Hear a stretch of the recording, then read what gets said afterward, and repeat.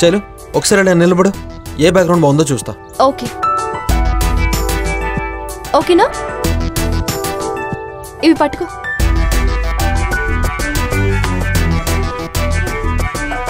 కొద్దిగా అటు సైడ్ రా. ఇక్కడ ఓకేనా? ఈ బ్యాక్గ్రౌండ్ చాలా బాగుంది. ఓకేనా? Okay okay. Shailu wait wait, నీ లుక్ చాలా బాగుంది. నేను కొన్ని పిక్స్ తీస్తాను, వెయిట్. సూర్య కొంచెం అటు వెళ్తావా? అలాగేనండి. శైలు మనలో మన మాట, నిన్ను ఇలా చూస్తే బాలు డాక్యుమెంటరీ మానేసి డ్యూయట్ పాడాలనుకుంటాడేమో. మళ్ళీ వర్క్ ప్లేస్లో no personals. Okay sorry madam. వచ్చిన లొకేషన్ బ్యాక్గ్రౌండ్ ఎలా ఉందో చూసి చెప్పండి.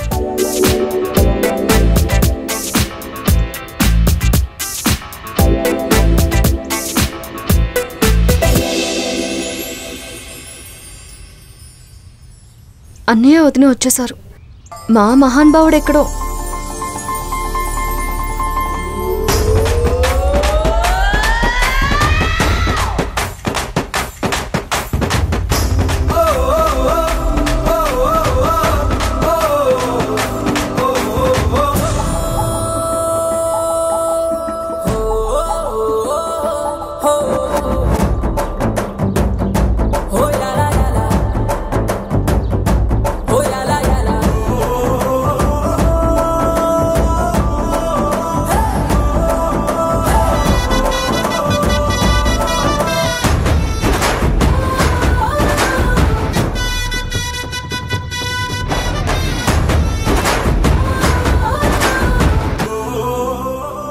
Wow Balu, you are looking damn handsome.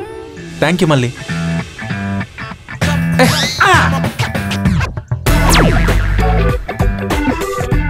కొంచెం కూడా టైం సెన్స్ లేదా? కాస్తుంటే సన్లైట్ హెవీ అయిపోతుంది. మనకి ఫ్రెష్ మార్నింగ్ ఫోటోషూట్ కావాలని తెలుసు కదా. సారీ మేడం, పంచి కట్టుకోవడం కొంచెం లేట్ అయింది. ఇంటి దగ్గర అయితే మా ఆవిడ చక్కగా కట్టేది, ఇక్కడ ఒక్కడనే కదా కుదరలేదు. ఓయ్, నేనెప్పుడు నీకు పంచు కట్టాను? ఇంకా నువ్వే నా చీర కుచ్చిళ్ళు.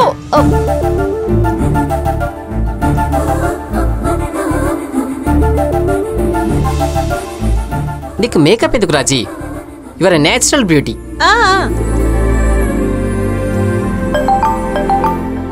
సూరి, నీది ఫోటోజెనిక్ ఫేస్. ఏది లెఫ్ట్ అని ఇవ్వు.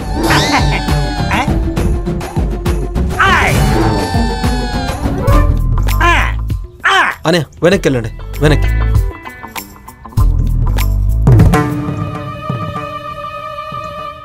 ఎవరు వినలేదులే. ఓయ్ ఓయా? ఓయ్ ఏంటి? ఏంటో కొత్త పిలుపు? ఏమో, ఈ పంచ కట్టగానే కొత్త కొత్త కోరికలు పుడుతున్నాయి. శైలు, నువ్వు కూడా నన్ను బాలు అని కాకుండా బాబా అని పిలవ్వా? నువ్వు కూడా అంటే నేను కాక ఇంకెవరు పిలుస్తున్నారు? ఆడబుద్ధి పోనిచ్చుకున్నావు కాదు, వాళ్ళిద్దరూ మామ ఏమేవో అని పిలుచుకుంటారు కదా, అలా అన్నమాట.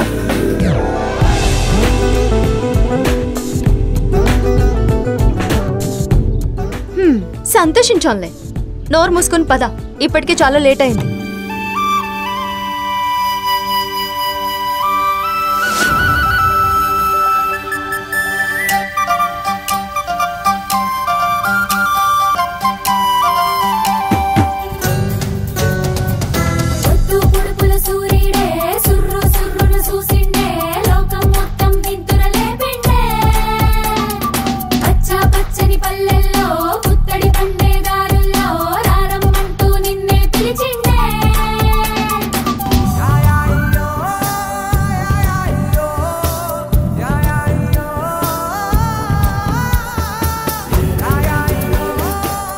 పంచకట్టు బాగానే పనిచేసింది.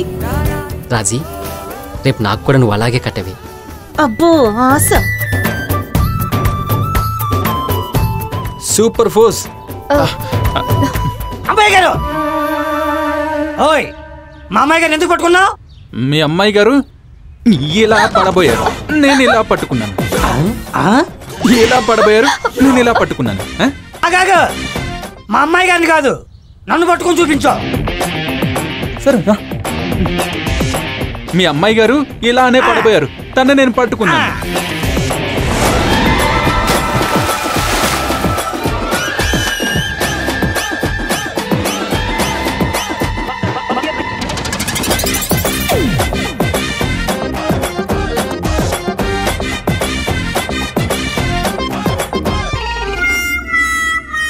ఇప్పుడు అర్థమైందా?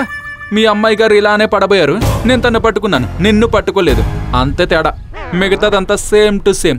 వచ్చాడండి పెద్ద పంచికట్లు పవన్ కళ్యాణ్ లాగా. అయ్యో అంత బురదలో పడేశాడు. బాబు సూరి, పంపు సెట్టు అటువైపు వెళ్ళి నీ బోర్డుని వదిలించుకో, వెళ్ళు. వెళ్తామండి. అమ్మో అయ్యో అమ్మా.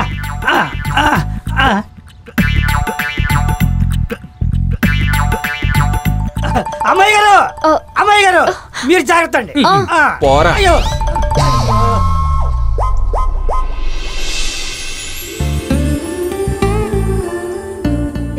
ఇదిగో ఇలా. బామ్మర్ది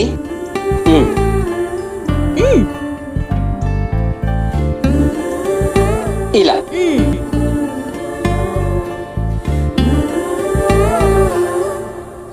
అనయ్య రైట్కి. వదిన మీరు కూడా. హలో, ఏంటి బురద అని ఆలోచిస్తున్నావా? ఒకప్పుడు నువ్వు ప్రేమను కూడా బురద అనేవాడివి, గుర్తుందా? గుర్తుంది, కానీ అందులో నేను మునిగిపోతాననుకోలేదు. ఇది కూడా అంతే. ప్రేమించగలిగితే చాలా ప్లెజెంట్ గా అనిపిస్తుంది.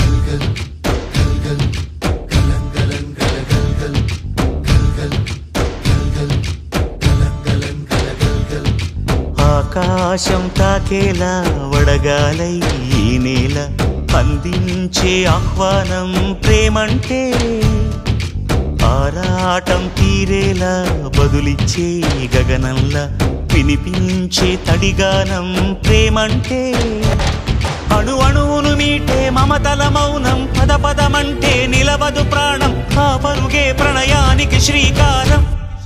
దాహంలో మునిగిన చివురుకు చల్లని తన చెయ్యి అందించి స్నేహంతో మొలకెత్తించే చినుకే ప్రేమంటే, మేఘంలో నిద్దురపోయిన రంగులు అన్నీ రప్పించి మాగాణి ముంగిట పెట్టే ముగ్గే ప్రేమంటే.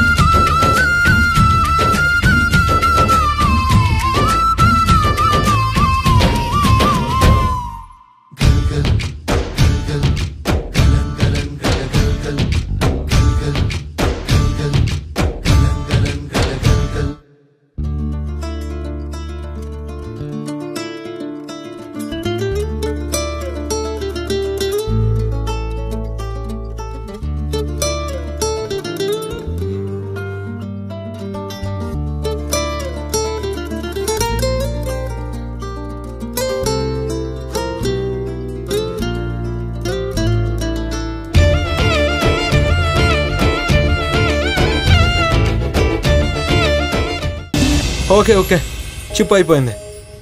బాలు, బ్రేక్ తీసుకుందాం. వాట్? అప్పుడేనా? మీరు పొలంలోకి దిగి 3 hours అయింది తెలుసా? అవునా? నాకసలు టైమే తెలియలేదు. నిజానికి చాలా ఎగ్జైటింగ్ గా అనిపిస్తుంది. చెప్పా కదా, ప్రేమించగలిగితే ఏదైనా ఇష్టంగానే ఉంటుంది.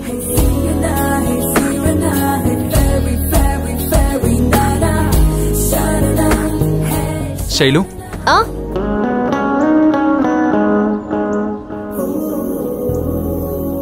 కొత్త కదా, రేపటి నుంచి అలవాటు అయిపోతుందిలే.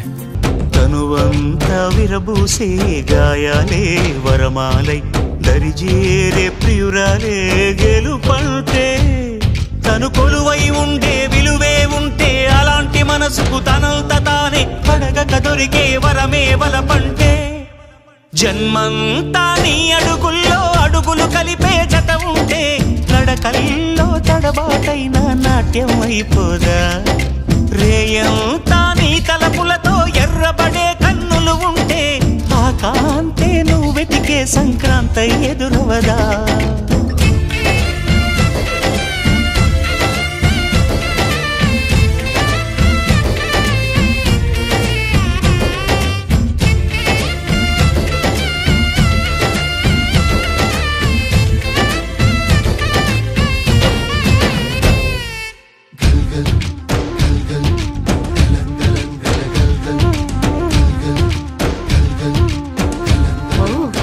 మిస్సెస్ బాలగోవింద్ గారు చిన్న చిన్నగా దారిలోకి వస్తున్నట్టున్నారే. అయితే డిస్టర్బ్ చేయకూడదు.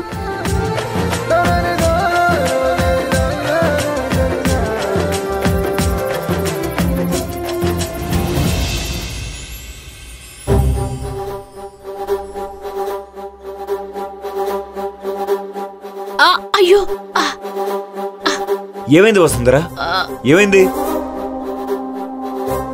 ఉదయం మోటార్ కట్టేద్దామని హడావిడిగా వెళ్తుంటే కాలు బెణికిందండి. ఏది చూడవు చూడవు చూడవు. ఎక్కడ బెణికింది? ఇక్కడ ఎక్కడేనా? నొప్పి ఎక్కడేనా? నొప్పిగా ఉందండి. ఇలా నొప్పితో అన్ని పనులు చేసుకోకపోతే అమ్మాయిలకి చెప్పి పని చేయించుకోవడం లేదా మందు రాయించుకోవడం చేయొచ్చు కదా. శైలు పని శైలుకే సరిపోతుంది. ఇక పని తప్పించుకోవడంలో మీ చిన్న కూతురు నెంబర్ 1 అని మీకు తెలిసిందే కదా. అయినా వాళ్ళిద్దరితో నాకేం పని చెప్పండి. ఈ రోజు ఉంటారు, రేపు ఎవరిళ్లకు వాళ్ళు వెళ్ళిపోతారు. ఎప్పటికైనా నాకు మీరు, మీకు నేను, మన ఇద్దరమే ఉంటాం కదా.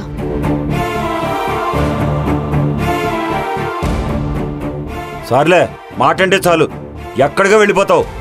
ఇప్పుడేంటి? నేనే మందు రాయాలి అంతే కదా? అంతే. ఉండు, జాగ్రత్త. అమ్మా,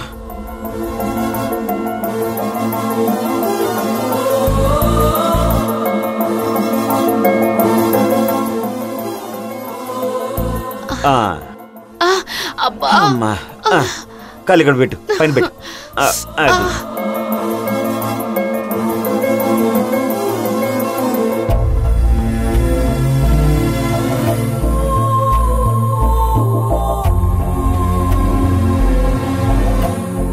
సారీ వసుంధరా, ఈ మధ్య పని హడావుడి, ఇంటి పనుల్లో పడి నీ గురించి అసలు పట్టించుకోనే లేదు. పర్వాలేదండి, నేనేం అడగలేదు కదా. నువ్వు అడగో సరే, కానీ అది నా బాధ్యత కదా. నా సంగతి తర్వాత, ముందు మీరు మీ ఆరోగ్యం గురించి శ్రద్ధ చూపించండి. ఈ నెలలో రెగ్యులర్ చెకప్ కూడా వెళ్ళలేదు. అవును, నిజమే. సరే అయితే రేపిద్దరం కలిసి వెళ్దాంలే. నేనెందుకండి? మగవాళ్ల కంటే కూడా ముఖ్యంగా ఆడవాళ్లే రెగ్యులర్ గా హెల్త్ చెకప్ చేయించుకుంటూ ఉండాలి. నువ్వు వస్తున్నావు అంతే. ఇంకా మీరు నిర్ణయం చేశాక నేను మాత్రం కాదంటానా? అలాగే, మీ ఇష్టం. అసలు మీకు ఒక విషయం చెప్పడం మర్చిపోయాను. మన సూరి ఏం చేశాడు తెలుసా? ఏం చేశాడు?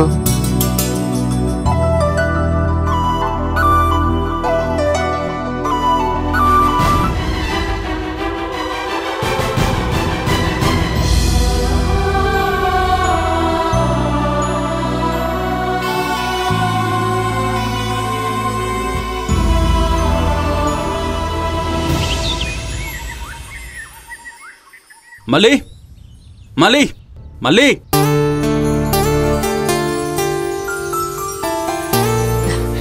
నువ్వా బాబు? అక్కడే నిలబడిపోయావే. నమస్కారం అమ్మా. నమస్తే బాబు. మళ్ళీ రాత్రంతా ఒకటే జ్వరం బాబు. మూసిన కన్ను తెరవనే లేదు. అవునా? ఇప్పుడెలా ఉందమ్మా? కొంచెం తగ్గినట్లుంది అంతే బాబు. మీరు లోపలికొచ్చి కూర్చోండి. పర్లేదులేమ్మా. నేను నిన్ను చాలాసార్లు కలవాలి అనుకున్నాను, కానీ కుదరలేదు బాబు. ఎందుకమ్మా? ఎందుకేంటి బాబు, నా కొడుకును చూసి 3 సంవత్సరాలైంది. వాడికి చేత్తో వండి పెట్టి దగ్గరుండి వాడి బాగోగులు చూసుకోవాలని నాకుండేది. నీ మూలంగానే అది నెరవేరింది. ఇదే జ్వరం ఆ ఊర్లో వచ్చుంటే నా కొడుకుని ఎవరు చూసుకునేవాళ్ళు బాబు? చెప్పు బాబు. Good morning Balu. ఈరోజు వేరే లొకేషన్ చూద్దాం అనుకున్నాం కదా. సారీ బాలు, ఫీవర్గా ఉంది. ఇదేం బాలేదు మళ్ళీ. నువ్వు అడిగినంత జీతం ఇచ్చి నిన్ను ఇక్కడికి రప్పించింది నువ్వు ఇలా మూసుకుతని పడుకోవడానికా? అది కాదు బాలు, నా హెల్త్ సపోర్ట్ చేయట్లేదు. నాకు కంపెనీ సపోర్ట్ చేయట్లేదని ఓ 2 రోజులు జీతం ఆలస్యంగా ఇస్తే ఊరుకుంటావా? Please Balu, try to understand.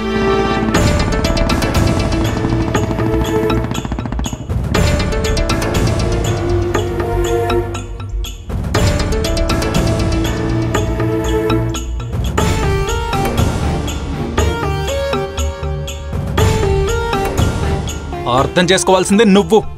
ఇదేం పావల 10 రూపాయలంటూ పాస్పోర్ట్ ఫోటోలు తీయడం కాదు. లక్షలు లక్షలు ఇన్వెస్ట్ చేస్తున్న documentary.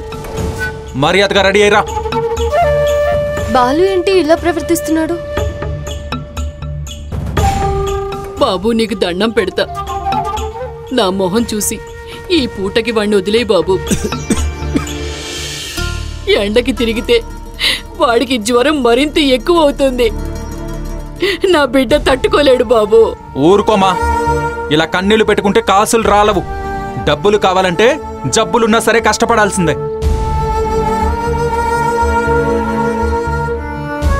Balu, behave yourself. మా అమ్మతో మాట్లాడే పద్ధతి ఇది కాదు. నేను వస్తానంటున్నాను కదా. 5 నిమిషాలు అవి రెడీ అయ్యి వస్తాను. తల్లిని దూరం పెట్టినా మల్లికి తల్లిని గౌరవించడం తెలుసు. అసలు తల్లే లేని వాడికి ఆ విలువేం తెలుస్తుందిలేమ్మా. తల్లిని గౌరవించలేనివాడు పెళ్ళాన్నే కాదు, ఏ ఆడదాన్ని గౌరవించలేడు.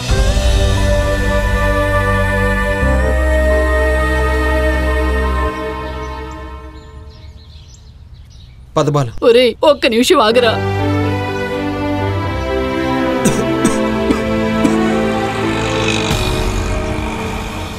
ఈ ఇడ్లీ అయినా తినేసి కనీసం మందు బిళ్ళనైనా వేసుకుని వెళ్ళరా. టీలు టిఫిన్లు కావాలంటే నేను పెట్టిస్తానులే, పద.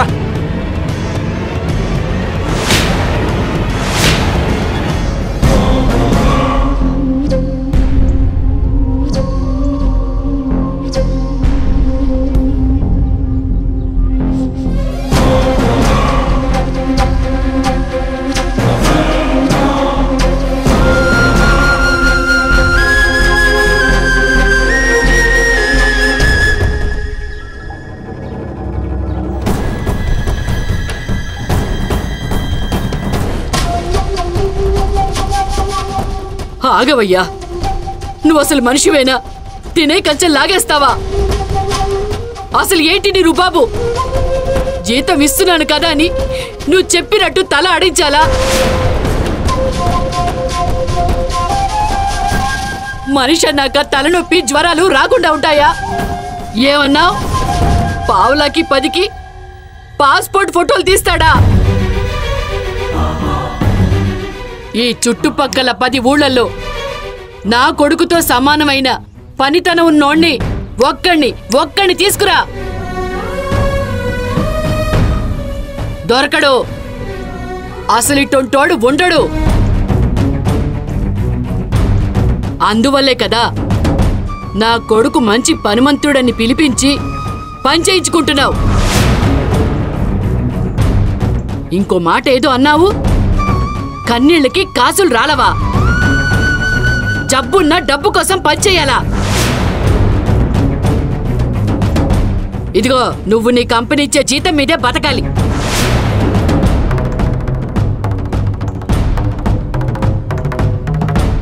అదే నా కొడుక్కి నేను మా ఆయన కలిసి కాయా కష్టం చేసి 12 ఎకరాల భూమి సంపాదించాం. వాడు నీలాంటోళ్లను 10 మందిని పెట్టుకుని పోషిస్తాడు. ఏమనుకుంటున్నావో? ఏంటి ఇంత తిడుతుంటే సిగ్గు లేకుండా నవ్వుతున్నాడేంటి అనుకుంటున్నారా? అమ్మ ప్రేమలో ప్రశాంతత ఉంటుందని తెలుసు, కానీ తన బిడ్డ జోలికొస్తే ఓర్చుకోలేనంత అసహనం కూడా ఉంటుందని ఇప్పుడే అర్థమైంది.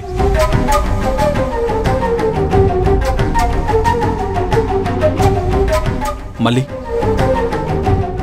5 నిమిషాల ముందు నేను మీ అమ్మకి దేవుణ్ణి. కారణం ఏంటో తెలుసా? నిన్ను తన కళ్ళ ముందుకు తీసుకొచ్చాను కాబట్టి. కానీ ఇప్పుడు రాక్షసుణ్ణి. కారణం తన కళ్ళ ముందే నిన్ను అవమానించాను కాబట్టి.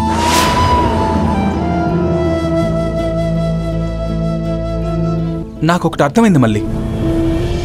తల్లి సంతోషానికైనా బాధకైనా పిల్లలే మూలం. వాళ్లే తన ప్రపంచం. మళ్ళీ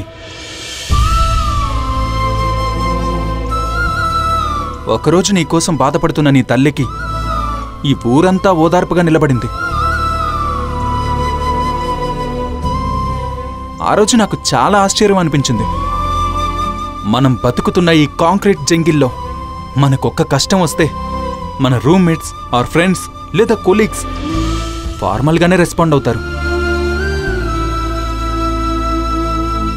కానీ ఇక్కడ ఒక ఊరంతా మీ అమ్మకి రెస్పాన్సిబుల్గా ఫీల్ అయిందంటే తను వాళ్ళ మనసుల్ని అంతలా గెలుచుకుందని అర్థం. కానీ బాధాకరం ఏంటంటే అందరినీ గెలుచుకున్న తను మాత్రం ఒక్క కొడుకు మనసు గెలుచుకోలేకపోయింది.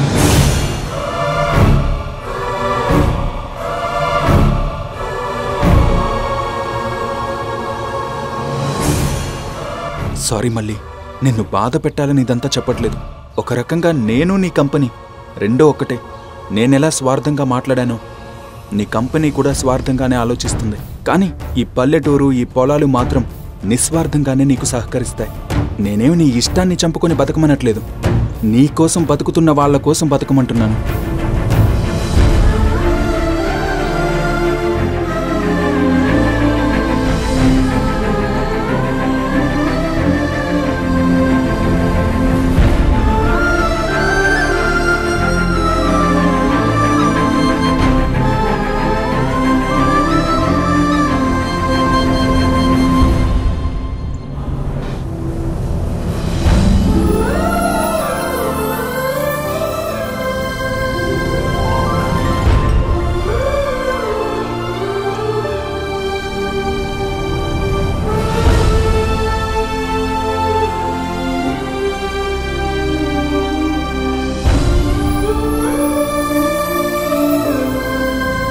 ఇప్పుడు కూడా ఎందుకు ఇలా చేశావని నిన్ను నిలదీయడానికి కాల్ చేయలేదమ్మా. నా మనవణ్ణి మా దగ్గరకు తిరిగి పంపించేయమని అడగడానికే చేశాను. వాడింకా అక్కడే ఉంటే ఒకటి పిచ్చోడనే అయిపోతాడు, లేదా మాకు దక్కకుండా పోతాడు.